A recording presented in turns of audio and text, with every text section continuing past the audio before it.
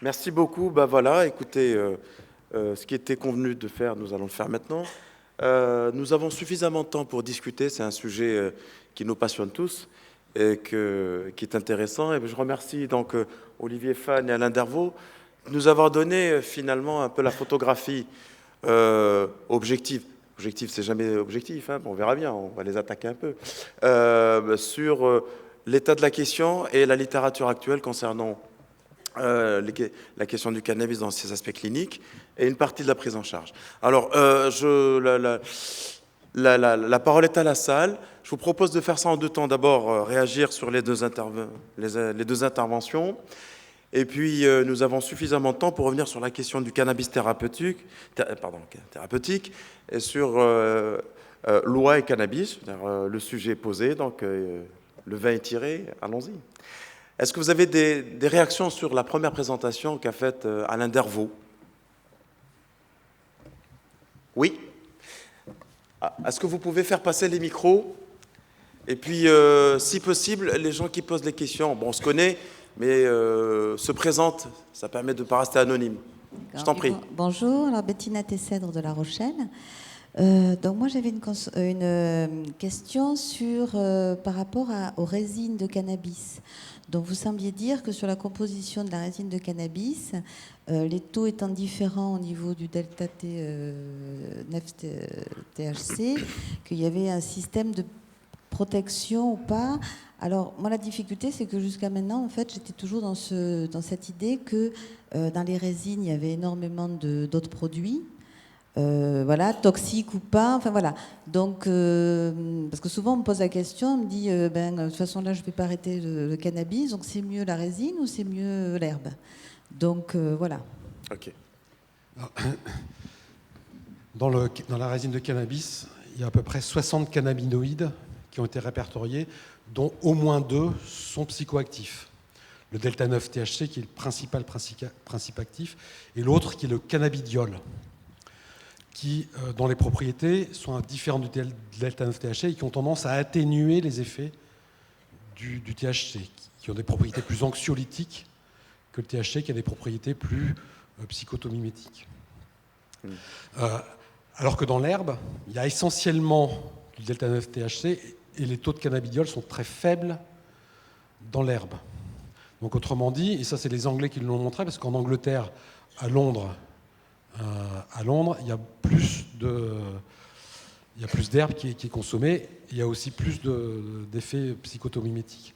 Donc en fait, il y a plus de cannabidiol dans la résine que dans l'herbe. C'est ça l'idée. Okay. Et que donc, a priori la résine, on pourrait imaginer, mais après il y a les questions de dose, etc., qui peuvent plus facilement générer des troubles psychiatriques, notamment des troubles psychotiques. D'accord. Mais ce que disait, je reprends un peu ce que disait notre collègue, c'est que la résine a une présentation, une galénique en gros, qui se prête plus à l'association que les produits de coupage. Et ce sont ces fameux produits de coupage dont on avait dit, et ce qui est vrai, qui constituent une dangerosité pour les patients. En revanche, ce que dit Alain, ce que j'ai bien compris, c'est que la résine a un ratio cannabidiol-THC qui le rend moins nocif, entre guillemets, que ne peut l'être au niveau de l'herbe. En gros, c'est un peu ça. Laurent, tu veux peut-être intervenir? Oui, Laurent Appel? Oui, je voudrais intervenir. Bonjour, je suis Laurent Appel d'Asud, Paris. Et j'aimerais intervenir simplement pour préciser quelque chose en botanique. C'est qu'il n'y a pas d'arbre à résine. La résine ne pousse pas sur les arbres. La résine vient de l'herbe. Et si vous avez 65 cannabinoïdes dans une résine, ça veut dire qu'il y avait déjà les 65 cannabinoïdes dans l'herbe. Parce que sinon, ils ne peuvent pas venir d'ailleurs. C'est une concentration, un phénomène de concentration qui peut amener à des principes actifs, mais il faut que votre plante d'origine contienne du CBD. Or, actuellement, nous avons des plantes qui ont été affaiblies en CBD par volonté de sélection pour des hybridations à une époque où le THC était à la mode, y compris dans le thérapeutique. Vous n'avez qu'à voir toutes les études qui nous ont été présentées, elles portent quasiment toutes sur du THC, qu'il soit d'origine naturelle ou que ce soit du sésamètre ou du dronabinol synthétique ou du marinol ou des choses comme ça. C'est très récent qu'on associe les autres cannabinoïdes non psychotropes ou psychotropes. D'ailleurs, je vous reprends là-dessus, puisque le CBD n'est pas psychotrope, c'est le THCV qui est le deuxième psychotrope, et il y en a peut-être d'autres qui le sont aussi. Et par rapport à ça, tout vient de la plante au départ. Actuellement, nous avons refait des breeders travaillent sur d'autres hybridations, notamment pour le cannabis thérapeutique. Et il y a actuellement des variétés qui présentent des très forts taux à la fois de THC et de CBD. Et il existe des variétés qui présentent de très faibles taux de THC et des très forts taux de CBD également. Elles ont été très longtemps les variétés dominantes. Ça a été les variétés utilisées pour tout. Essentiellement le kiff marocain, par exemple, qui a une utilité multiple, qui n'a pas été au départ sélectionné uniquement pour faire le hashish. On se servait de la graine pour nourrir les animaux, on se servait des fibres pour le bâtiment. Donc c'est une sélection un peu naturelle, multi-usage. Ces plantes contenaient beaucoup de cannabinoïdes. Au fur et à mesure où on a été vers une plante de trafic et vers une plante de trafic à but lucratif, on a plus sélectionné du THC simplement et on a éliminé les cannabinoïdes. Et aussi les méthodes de travail du marché noir font qu'on a du mal à préserver les cannabinoïdes. C'est difficile, ça nécessite des conditions qu'on n'a pas forcément dans le marché noir. Et maintenant, dans le cannabis médical, surtout des endroits où on peut travailler tranquillement, on développe à la fois des plantes et des techniques qui permettent d'avoir directement dans la matière, puis dans les extractions de la matière, que ce soit la résine ou d'autres méthodes d'extraction, tous les cannabinoïdes. Okay. Voilà où on en est actuellement. Merci. Tu veux répondre? Oui. En fait, c'est pas du tout contradictoire avec ce que j'ai dit. Hein. C'est tout à fait. Ça complète ce que j'ai dit. J'ai pas dit le contraire. Hein. Comment? Oui, comme produit psychoactif. Comme produit psychoactif, effectivement, il y a effectivement l'herbe a plus de cannabinoïdes que ça, effectivement. Alors, le cannabidiol est quand même un produit psychoactif. je crois quand même. Écoutez, il y a eu des propriétés psychoactives. Il y a pas mal d'articles qui montrent quand même que le cannabidiol est une molécule psychoactive. Il est moins addictogène. C'est pas les mêmes effets psychoactifs que le J'en ai autant qui vous diront qu'il n'y a pas, et notamment Meshulam vient de publier tout un article qui sera bientôt disponible, sur lequel il dit que le médicament cannabis est meilleur avec du CBD dedans, et où il précise bien que c'est une propriété non psychoactive, très clairement. Par contre, il y a d'autres, comme le THCV, par exemple, qui sont psychoactifs, très clairement. C'est discuté. Bah, oui, mais a priori, j'aurais tendance à faire plutôt confiance à Meshulam. Il est peut-être au moins psychoprotecteur, s'il n'est pas... Donc, psychoactif de coup. Alors, par contre, très clairement, Meshulam reprend la théorie du psychoprotecteur, entre autres d'ailleurs, entre autres applications... Enfin, on pourrait discuter longtemps, mais c'est quand même bien les propriétés psychoactives du cannabidiol. Là, je crois que c'est quand même bien discuté. Hein. Nous inviterons Meshulam. Nous inviterons Meshulam. Il vient en Europe. Bon. Ok. Mais sinon, il y a des bras qui se lèvent. Sinon, pour le reste, il n'y a pas tellement de contradictions avec ce que. Au fond à droite. Garde le micro parce que tu vas devoir répondre. Bonjour, Cédric Despanier de Genève. J'aurais voulu savoir si vous aviez des données sur des liens entre le trouble hyperactif avec déficit d'attention diagnostiqué avant la consommation de cannabis et puis l'utilisation du cannabis pour essayer de mieux gérer ça. Finalement, certains patients disent dans leur expérience subjective qu'ils souffrent moins de leur trouble hyperactif quand ils consomment relativement modérément du cannabis. Alors, il y en a. Il y a eu des études, mais peu. Qui vont dans le sens que vous dites, mais qui étaient faites sur des petits nombres de sujets. Donc, j'ai pas cité ces études-là parce qu'il n'y en avait pas assez. C'était sur des petits nombres de sujets, donc c'est pas là-dessus que j'ai mis l'accent. Mais effectivement, c'est un domaine intéressant qui, à mon avis, risque d'être exploré de façon plus importante à l'avenir. Très bien. Qui a un micro? Oui, présentez-vous. Bonjour, Frédéric Chambre de Coulommiers. J'ai une question pour Olivier Fan. On voit très très clairement que l'abord des adolescents en matière de transmission de messages nécessite des grosses précautions.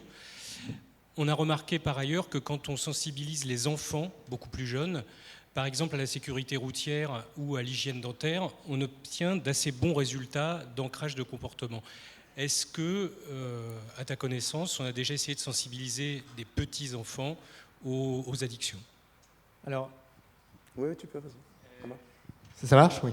Donc, le problème, c'est que, par exemple, par rapport à la question du cannabis, si vous sensibilisez au danger du cannabis et que vous parlez du cannabis chez les enfants, vous ne savez pas trop ce que ça veut devenir. La prévention primaire, il faut pas aborder le produit. C'est autour des compétences de l'enfant qu'il faut le faire. Nous, quand on fait des interventions, on nous demande auprès des enfants quel type de prévention on fait, on vient à discuter de la question de la liberté et de la perte de liberté, mais sans parler des produits, et on leur pose des questions par rapport à ça, hein, et que même quand on aborde la drogue, on leur pose la question qu'est-ce qu'ils connaissent pour essayer de discuter à partir de leurs connaissances. Et on est parfois surpris. Hein, j'avais des CM2, on leur a demandé de citer une drogue, et il y en a un qui a dit le sadomaso. Il n'avait pas en plus. On sait très bien que les relations sadomaso sont durables et ancrées et addictives. Mais vous voyez, ils ont des représentations par rapport à ça. Hein, et je crois que ce qui est important, plus on intervient chez les petits, de partir de leur questionnement, de leur interrogation. Et plus ils sont petits, plus il faut être éloigné du produit qu'ils ne connaissent pas encore. Hein, et la meilleure prévention, ça va être, oui, qu'est-ce que c'est que la liberté, et on a eu comme ça des séances extrêmement intéressantes sur leur représentation de ce que c'était la liberté. Hein, mais en aucun cas, je conseillerais de faire, et malheureusement ça se fait, hein, j'ai appris que ça se fait, de venir avec la mallette et de dire voici la liste des produits dangereux. Hein. Au mieux, ça ne sert à rien. Hein. Au pire, c'est contre-productif. Merci. Une question? Souhail de l'association Hasnouna, Tanger au Maroc. J'ai une petite question à M. Olivier sur le protocole de prise en charge des adolescents. Parlez plus fort, on ne vous entend pas. Parlez plus fort. Ok. Allez. Je me demande, j'ai une question sur les protocoles de prise en charge des adolescents consommateurs de cannabis. J'ai une constatation plutôt dans mon pays, c'est que la consommation abusive de cannabis ou autres substances se concentre de plus en plus chez des populations clés en extrême exclusion. Et ces populations sont de plus en plus jeunes. Donc là, il y a des traits que je vais relever. C'est que vraiment l'existence même de ces populations, sont des traits marquants comment dire, le résultat même de la faillite des dispositifs de socialisation. Il est marqué, ces populations sont marquées plus par une rupture totale des liens familiaux, en même temps une déconstruction des habiletés de vie. Donc je m'interroge avec vous sur quel modèle de prise en charge dans ce cas de figure, dans le sens où la consommation il est plutôt lié à un trait d'exclusion sociale et non plus ou moins comme un acte plus ou moins repensé, même chez l'adolescent, là où la question de maturité un petit peu de la décision, la maturité même du cerveau, il est mis en question. Merci beaucoup. Donc, je remercie votre question. Je crois que la question du pourquoi ils consomment est complexe. Et moi, avec les adolescents, je ne sais jamais vraiment pourquoi ils consomment. Je crois que les origines sont multifactorielles. Hein. Vous avez des études qui ont été faites en disant que ce qui était le plus important, ce n'était pas forcément le milieu social, mais par exemple la structure du milieu familial. Et que vous avez des situations où certes il y a une pauvreté, mais vous avez une structure familiale suffisamment étayante pour que l'adolescent puisse s'épanouir. Enfin, vous avez la psychopathologie de l'adolescent, hein, qui est aussi importante. Donc effectivement, les origines sont en général multifactorielles. Maintenant, par rapport à la prise en charge, ce qui a été démontré, c'est effectivement plus on a de leviers pour arriver au contact de l'adolescent et essayer à le faire retrouver un parcours normal, mieux c'était. C'est-à-dire que même les modèles de thérapie familiale sont souvent des modèles multidimensionnels où on va à la fois s'intéresser à l'adolescent, à son environnement social, à sa psychopathologie, à ses parents et à son environnement. Après, l'idée, c'est effectivement d'intervenir de façon stratégique vers l'angle qui aura le meilleur résultat par rapport, je dirais, à l'investissement. Nous, parfois, on commence la prise en charge en apprenant aux adolescents à parler à leurs professeurs de sorte qu'ils évitent l'exclusion. Et quand on commence à faire ça, eh bien, l'adolescent voit des bénéfices immédiats, et parce qu'il a des bénéfices immédiats, eh bien, il adhère à la thérapie. Aux États-Unis, ils arrivent même, pour certaines situations, à amener la dinde pour le Thanksgiving dans la famille de l'adolescent, partager ce repas pour créer l'alliance thérapeutique. Je crois que par rapport à l'adolescent, il faut voir quels sont les domaines qui ont été atteints chez ses parents, chez lui et dans son environnement, pour ensuite définir de façon stratégique sur quel angle on va aborder, de façon à avoir le meilleur rapport investissement-bénéfice. Merci. Oui, alors moi je poserai une question beaucoup moins technique que les interventions précédentes, et je m'adresse à Alain Dervaux et puis à Mine. Finalement, à l'écoute de l'intervention d'Alain, j'ai l'impression d'avoir eu un bis repetita de l'intervention de nos deux prohibitionnistes américains qui sont intervenus hier. Alors, je me demande si c'est vraiment une perception personnelle et que je suis le seul à partager, après tout, pourquoi pas, ou est-ce que dans la salle, et toi-même, puisque tu étais présent hier, tu n'as pas cette impression que, bon, on est vraiment sur un truc anti-drogue de merde et qu'il faudrait quand même en sortir? Alors, qui répond? Tu veux répondre ou je... Vas-y, je dirai un mot après. Moi, la question auquel je répondais, c'était quels sont les effets néfastes du cannabis sur la santé. Ce n'était pas une autre question que celle-là. Alors maintenant, qu'est-ce que vous poseriez comme question? C'est-à-dire, c'est quoi enfin, je veux dire, c'est typiquement en fait un piège de répondre à une seule question, qui est quels sont les effets néfastes du cannabis. Je suis désolé, mais franchement, vous sautez dans le trou.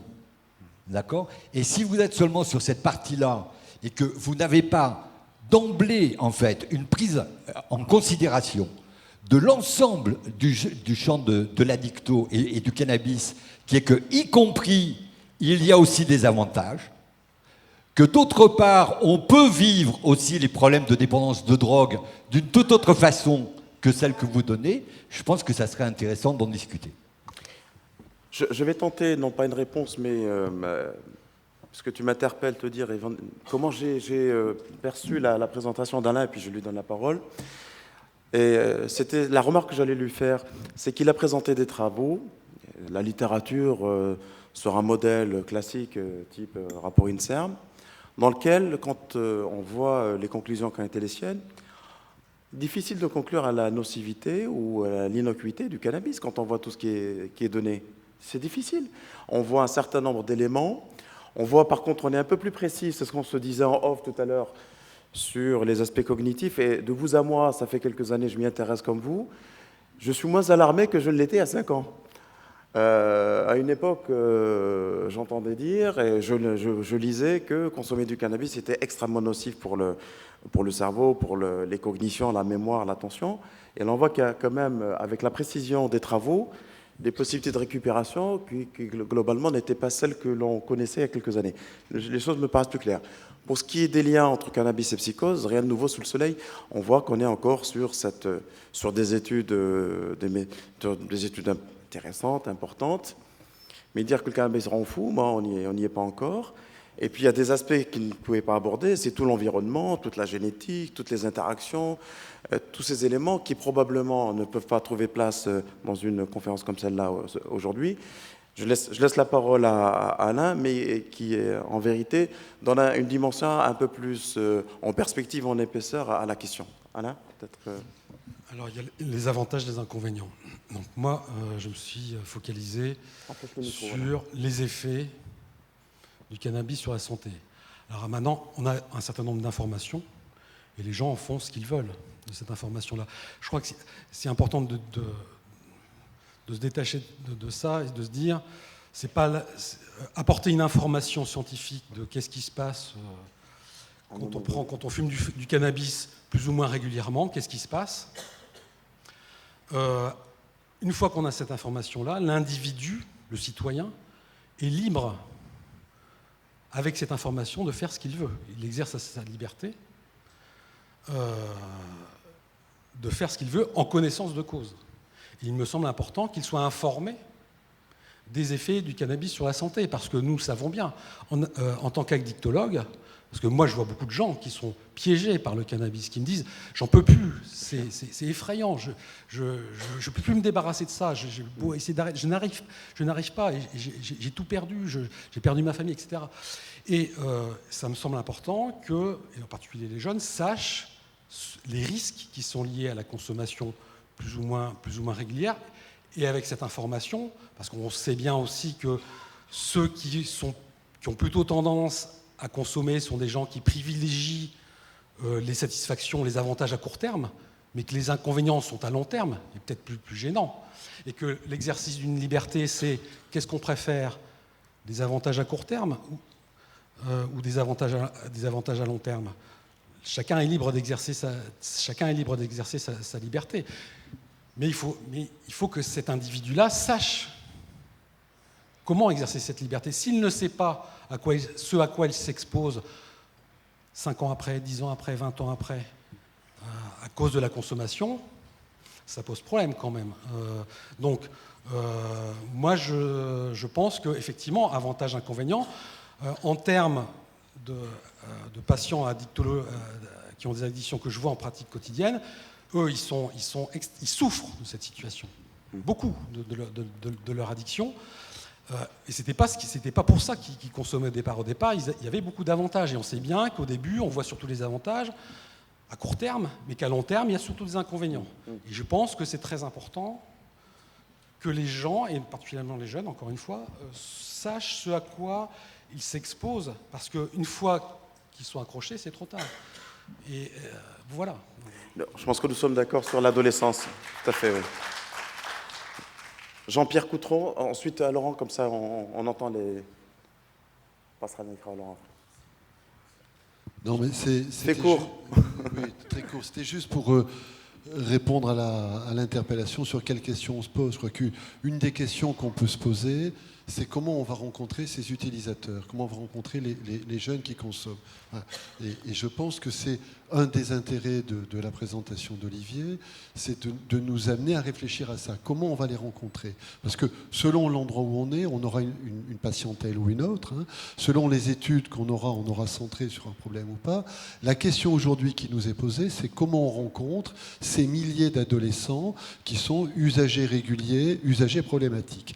Est-ce qu'on les rencontre uniquement dans une posture de rappel à la loi, avec l'uniforme? Est-ce qu'on les rencontre uniquement avec un statut de malade, avec notre tenue? Ou est-ce qu'on essaye petit à petit d'organiser des modes de rencontre qui peuvent être relativement diversifiés et relativement progressifs? Je crois qu'aujourd'hui, la question qu'on doit se poser, c'est celle-ci. Après, moi je suis de ceux que l'information la plus objective possible ne dérangera jamais. C'est-à-dire que continuons de donner des informations, continuons de lister les risques, ça ne nous empêche pas d'entendre les avantages qu'un certain nombre d'adolescents peuvent avoir dans les produits. C'est pas parce que la moto est dangereuse qu'on va complètement prohiber la moto. On sait bien que le scooter est beaucoup plus dangereux pour les adolescents qu'un certain nombre d'autres modes de déplacement. Personne n'a idée de supprimer complètement le scooter. Je ne veux pas dire qu'on doit pousser trop loin la comparaison, elle est toujours dangereuse, mais je crois qu'il faut qu'on soit capable de séparer les deux débats, produire de l'information, produire de la compétence sur le produit, et de l'autre côté, se poser la question de quelle est la stratégie de rencontre qu'on a pour discuter, aider et progressivement rencontrer ces jeunes consommateurs. Après, nous avons tous des exemples de personnes qui viennent demander d'arrêter le cannabis, comme d'autres viennent d'arrêter de demander un certain nombre de substances. Ce n'est pas en soi-même un argument ni dans un sens ou dans l'autre, mais là où on n'est pas bon aujourd'hui, c'est sur la rencontre. Je voudrais quand même rappeler qu'une des choses que l'OFDT nous montre, c'est que trop des jeunes qu'on rencontre sont rencontrés par le système de l'interpellation. C'est-à-dire que finalement, on fait la même chose.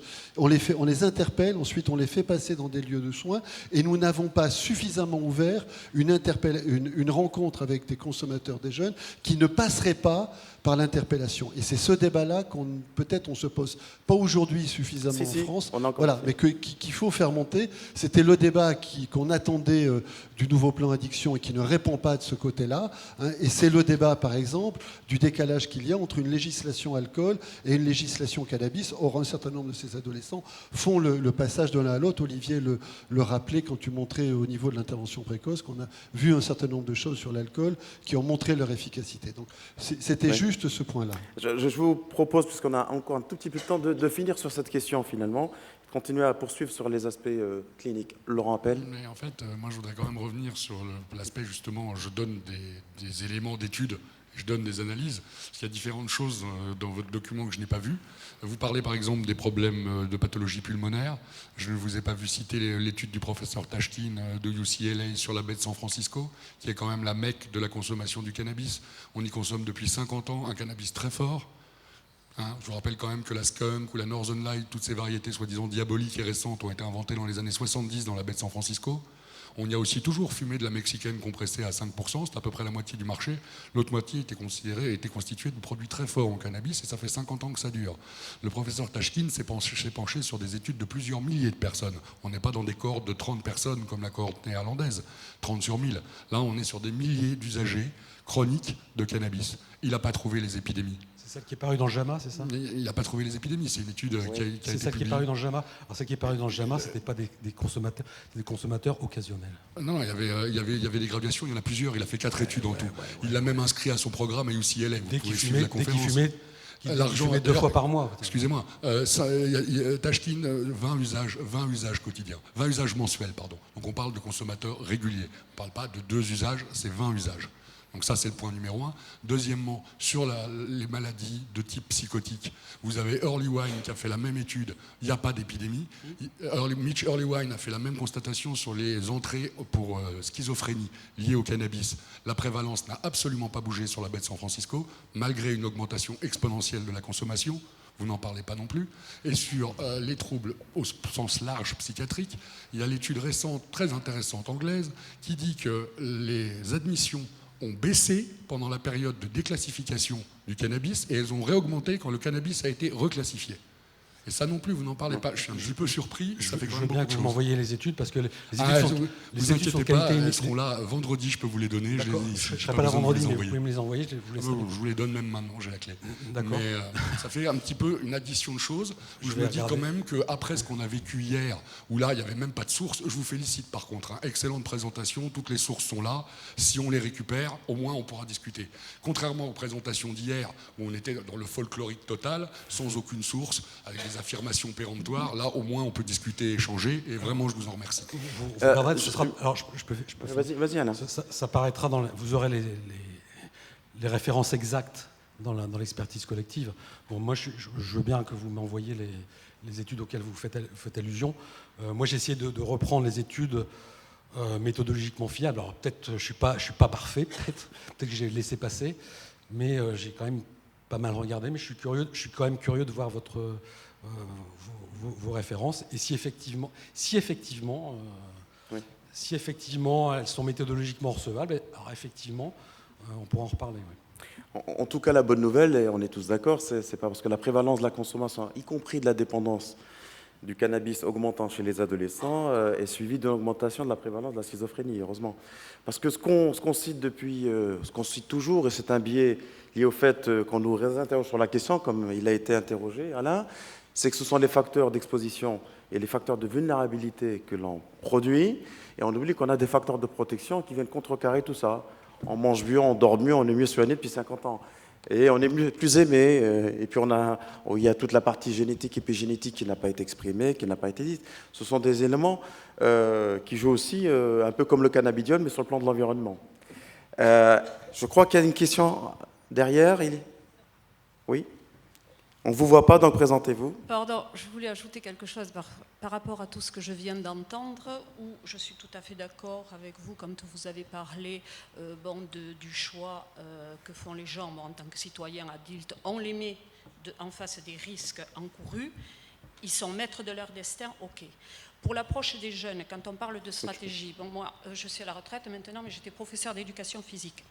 Alors les stratégies de rencontre par petits groupes pour pouvoir justement délivrer ces messages à ces enfants, ils passent par nous qui sommes sur le terrain, qui avons une formation initiale de prévention à la toxicomanie, parce qu'on a des rapports avec la MILT, etc., qu'on a des rapports aussi avec les différentes associations que l'on côtoie. Il y a les centres sociaux dans lesquels, dans les ateliers, on a des enfants, on peut parler de plein de choses, on fait des pièces de théâtre, animant. Bon, il y a plein de choses sur lesquelles on peut approcher ces enfants et leur transmettre ces stratégies-là. C'est fait. Bon, c'est fait. Bon, moi je suis sur Hendaye, hein, donc je vous parle un peu de mon microcosme sociologique. Ensuite, pour revenir à ce que vous avez dit concernant les petits-enfants, sachez une chose, que depuis 2008, je rends visite, pas uniquement visite, mais on fait des conversations avec des enseignants qui veuillent bien m'accueillir dans leur classe et qu'on transmet les messages toujours en faisant parler sur le discours, mais sachez que les produits, ils les connaissent parce qu'ils ont des grands frères qui sont au collège, qui sont en 4e et en 5e, et que leurs propres parents, actuellement, ils savent qu'ils fument du cannabis ou ils les voient, comme ils disent, sniffer de la cocaïne. Alors moi, je vous parle peut-être dans le contexte où je suis sur Hendaye, mais voilà, c'est pour dire qu'il y a des facteurs d'origine différents qui fait qu'on ne peut pas mettre une application standard de tout ce qui est dit là-dessus. Merci.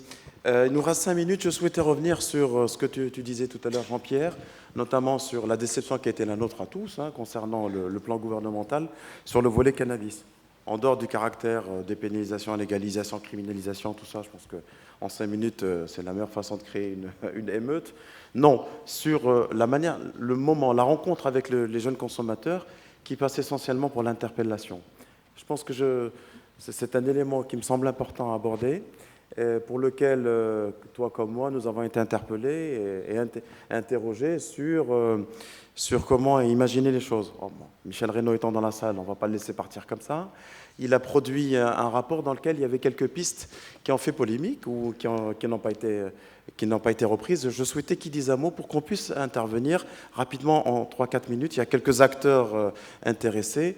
Olivier, tu peux peut-être dire un mot rapidement pour que la parole tourne et qu'on puisse un peu être à jour sur ce qui a été produit. En 2 mots, c'est vrai que quand on s'est interrogé effectivement de faire la revue de la littérature sur les actions de prévention, on est tombé sur quelque chose, c'est qu'en France, on ne sait pas ce qui se fait.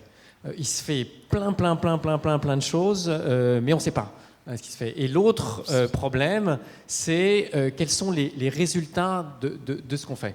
Et ça, non plus, on a très peu de choses là-dessus. Donc moi, ce que j'ai répertorié, c'est ce qui se faisait, mais on savait que ça se faisait, c'est-à-dire ce qui a été formalisé et ce qui a été évalué. Et effectivement, on tombe sur une littérature anglo-saxonne surabondante et sur une littérature française en matière de prévention quasi inexistante. Et donc, ce que je trouve dommage, c'est qu'il y a beaucoup de choses, mais comme rien n'est formalisé, rien n'est évalué, eh bien, effectivement, c'est très difficile de communiquer sur le sujet. Et je suis sûr qu'il y a des tas de choses qui se font et qui sont très bien.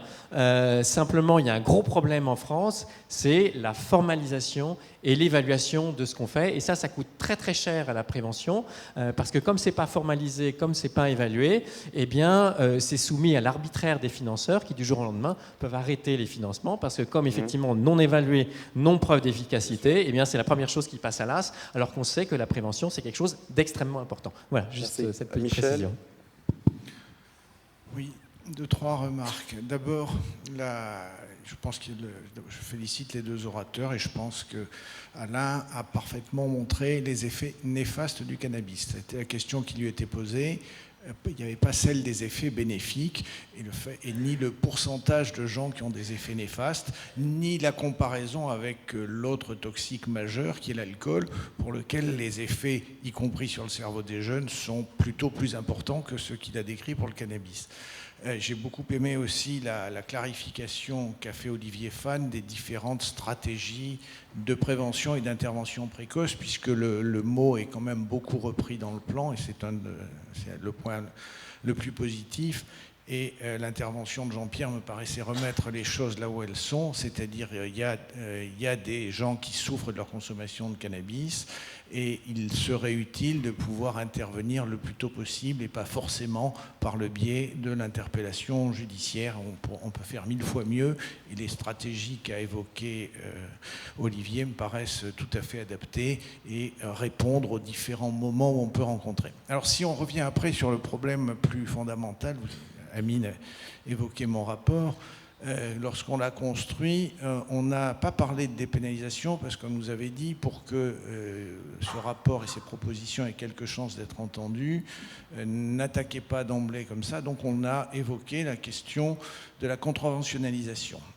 Comme vous le savez, ça n'a pas été repris dans le plan gouvernemental. Et dans le plan gouvernemental, il n'y a aucune mesure structurelle pouvant faire diminuer les consommations nocives, ni sur l'alcool, ni sur le cannabis, puisqu'il n'y a pas de changement pour l'alcool dans les modalités de consommation, dans la taxation et surtout dans la communication et le marketing.